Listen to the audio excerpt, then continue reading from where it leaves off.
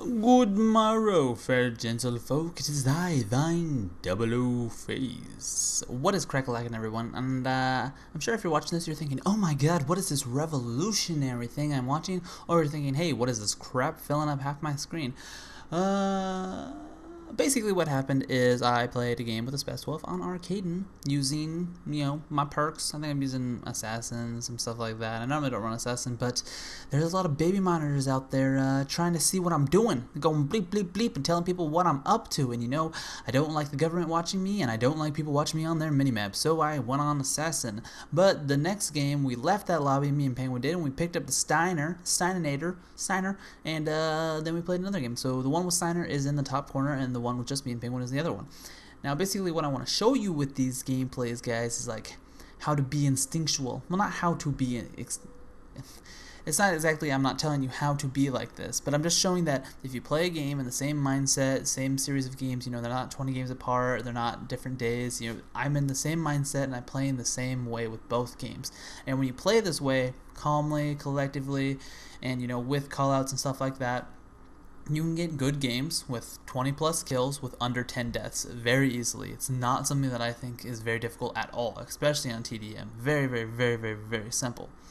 Now, because I can't quite go into all the little details for both games because Sony Vegas is lagging a lot because of the two video files going on screen at once, makes it, you're going to have a bad time if you have that going up right now because my computer can't really quite handle it. It's already froze a couple times while trying to do this. But enough about the setup of the video. Let's kind of get into what I do. So you notice at the very beginning I take the same way both times. Now I think personally that's the best way to go with the shotgun because you want to take the path of least resistance. And what I mean is that there's not a lot of head glitches, there's not a lot of long hallways, there's not these obstacles that you need to get past. You're going to get a lot of straight up one-on-one gunfights at short range. That's exactly what you want with a shotgun. If you're busting out the sniper rifle, you can hang back and look through one little line of sight. But you only have one line of sight really to see. And it's easier through the other side. Like, personally, that way is the best way to go. And, that's kind of how you need to play. You really need to think about the map setup itself. You need to think about the map because I know you guys have played these games and these maps over and over and over. You need to think about, is this a long hallway? No, then take it. Is this a long hallway? Yes, then don't take it. You need to think these things through really, really carefully. And that's going to be the difference between a great player and an alright player. Is like how to think, where am I going to go next? What should I do next? And it's not, you can't stop in the middle of the map and be like, where should I go now? You need to think about it like that. At the drop of a hat, you need to know which direction you want to go. Now, there's a couple ways that you can do this. Now, first, the second game with Steiner and Penguin, the callouts are there a lot faster. Oh, there's a guy here. He's got a Type 95. The callouts become simple. There's nothing you need to think about. But playing by yourself does not mean your teammates do not give callouts. And I don't mean those people with those, like, Wi-Fi mics and they have them in their mouth and like, oh, there's a guy over here to the left. Yeah, I hate that crap.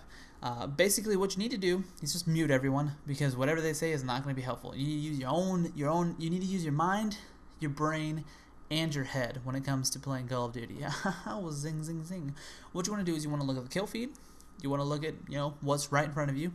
FPS, first person view right there. You want to look at that, kill feed, and the minimap.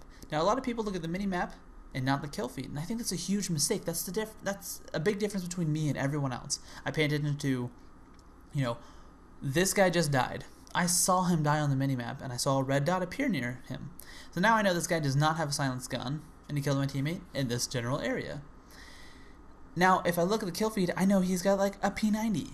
And I'm like, okay, cool, he's got a P90. I do not want to go head-to-head against a P90. He could have rapid fire. For all I know, he could have some crazy other thing. I don't know. A lot of people have been using the hammer scopes lately, which I don't know gives them much of an advantage, but, I've seen that. So, I don't want to go head-to-head against him. I need to try to get to the side of him or behind him. Now, basically, if you see someone with a submachine gun, you need to think, how would I play with a submachine gun? Well, I'd probably go this way. So go a different way to get to the side or intercept him. But don't go the same way where you end up going, boom, head to head. This is the sound of head-to-head right here. Kind of sounds like something else. But we're not going to get into that. So there's one way. Think about that. And another reason the kill feed is so very important is when you don't see anyone on the minimap, but a friend died. Man down, man down. We've got to get the man down. When that happens, you look at the kill feed and you know exactly how many people are there and what guns. Because say there's 2 people that got killed by 2 different people, and you never see them on the minimap. So you know you have 2 people with silenced guns, 2 separate people in that area. Now what you can extrapolate, look it up in the dictionary, from that is that there's at least more than one, well there's 2 people, and there's most likely more than 2. And then you know which guns they're using, which can lead to a much easier situation when you're going head-to-head against them, especially if there's 3 snipers. You could probably get in and out a little bit quicker than if they were using MP7 with rapid fire. Hopefully this is a little bit helpful for you guys. And let me know if you like this format or if I should change it up a bit or something like that. I did like showing the 2 gameplays at once instead of boring you with 2 separate commentaries on the same map, same guns and everything. But this is Double O Face, signing out saying good night.